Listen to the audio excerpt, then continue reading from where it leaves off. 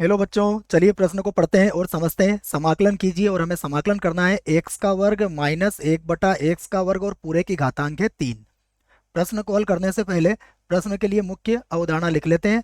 तो प्रश्न की अवधारणा मुख्य अवधारणा में हम समाकलन का एक सूत्र लिखेंगे और उसी की सहायता से इस प्रश्न को हल भी करेंगे। तो वह सूत्र क्या है, देखिए।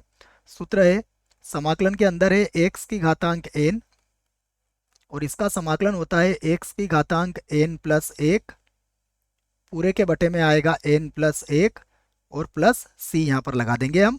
और ध्यान रहे एन का मान यहाँ कभी भी माइनस एक नहीं होगा। यह प्रश्न के लिए पहली मुख्य अवधारणा होगी। एक और सूत्र का प्रयोग करेंगे हम, इसे भी मैं यहाँ लिख देता हूँ। यह होता है ए माइनस बी और इसकी घातांक 3। यह सूत्र भी आपको याद होना चाहिए। यह होता है ए की घातांक 3 माइनस बी की घातांक 3 और माइनस का 3 ए का वर्ग बी और प्लस का होता है 3 ए बी का वर्ग। तो यह सूत्र है। दो सूत्र मैंने लिख दिए हैं। अब जो प्रश्न है हम उसको आई के बराबर मानेंगे और हल करेंगे। तो माना हमारा जो प्रश्न है वह आई के बराबर है। तो आई बराबर यहाँ हो जाएगा समाकलन के अंदर एक्स का वर्ग माइनस एक बटा एक्स का वर्ग और पूरे की घातांक कितनी है 3। और यहाँ पर लिख दिया हमने डी एक्स। तो अब इसको आगे हल करते हैं। तो सबसे पहले सूत्र लगाएंगे। तो ये हो जाएगा एक्स का वर्ग और पूरे की घातांक 3 बन जाएगा। उसके बाद माइनस एक बटा एक्स का वर्ग और इसकी घातांक भी कितनी हो जाएगी 3। उसके बाद है माइनस का 3, फिर ए का मान कितना है एक्स का वर्ग और बी का मान कितना है एक बटा एक्स का वर्ग। और ये तो ए का वर्ग था बच्चों, है ना, तो इसका पूरे का वर्ग भी मैं यहाँ पर लगा देता हूँ। तो 3 ए का वर्ग और गुणा में है बी। उसके बाद प्लस यहाँ पर हो जाएगा 3, ए का मान कितना है, ए का मान है एक्स का वर्ग और गुणा में आ जाएगा एक बटा एक्स का वर्ग और पूरे का फिर से वर्ग हो जाएगा। तो ये मैंने इसको रख दिया है। तो अब देखते हैं आई बराबर ये बन जाएगा एक्स की घातांक 6 माइनस एक बटा ये हो जाएगा एक्स की घातांक 6। यहाँ पर देखेंगे आप तो एक्स की घात 2 से ये कट जाएगा तो ये होगा 3 एक्स की घातांक 2 मिलेगा हमें यहाँ पर। और ये होगा प्लस का 3 और यहाँ जब ये कट जाएगा तो बटे में बचेगा एक्स की घातांक 2, जो ऊपर आके क्या बन जाएगा एक्स की घातांक माइनस का 2 बन जाएगा। और बटे में लिखना चाहो तो बटे में भी आप लिख सकते हो। यहाँ पर बच्चों हम क्या कर रहे हैं, इन सभी का हम समाकलन कर रहे हैं, याद रखें आप। तो यहाँ पर मैं बड़ा सा एक कोष्टक लगा देता हूँ। यहाँ पर भी हमारा क्या हो रहा है, समाकलन ही हो रहा है। इसको भी मैं कोष्टक में बंद करके समाकलन का चिन्ह लगा देता हूँ।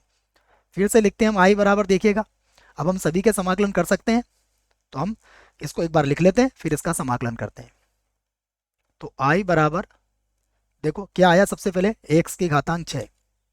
तो एक्स की घातांक 6 फिर माइनस कितना हो जाएगा एक्स की घातांक माइनस 6, ये होगा देखो। फिर माइनस 3 एक्स का वर्ग, तो माइनस 3 एक्स का वर्ग और प्लस 3 एक्स की घातांक माइनस 2 और पूरे का हो जाएगा डी एक्स। अब मैंने इसके लिए सूत्र आपको लिखवा दिया है। देखिए सबसे पहले एक्स की घातांक 6 के लिए क्या होगा 6 प्लस 1 और बटे में भी आ जाएगा 6 प्लस 1। उसके बाद माइनस यहाँ होगा एक्स की घातांक माइनस का 6 प्लस 1, तो बटे में भी कितना आ जाएगा माइनस का 6 प्लस 1।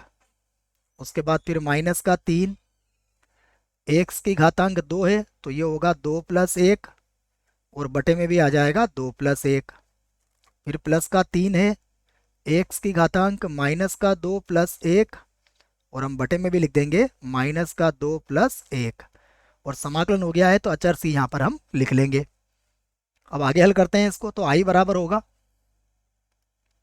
ये हो जाएगा एक्स की घातांक 7 और बटे में भी आ जाएगा 7 माइनस ये होगा एक्स की घातांक माइनस का 5 और बटे में आ जाएगा माइनस का 5।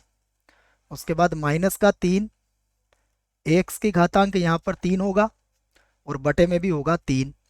उसके बाद प्लस का चिन्ह है, ये होगा 3 एक्स की घातांक माइनस 1 होगा और बटे में भी होगा -1 और प्लस सी, वैसे ही लिख देंगे हम।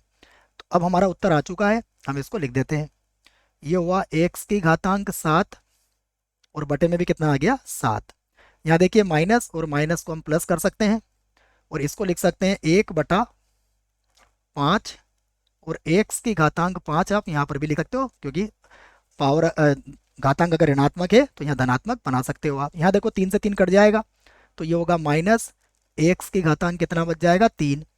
यहाँ प्लस और माइनस हम माइनस लगा देंगे और इसको लिख सकते हैं हम 3 और बटे में आ जाएगा यहाँ पर देखिए एक्स की घातांक -1 है तो बटे में एक्स हम यहाँ पर लिख सकते हैं और प्लस आ जाएगा सी। और यही हमारे प्रश्न का उत्तर होगा। आशा करता हूँ आपको इस प्रश्न का उत्तर समझ में आया होगा। धन्यवाद।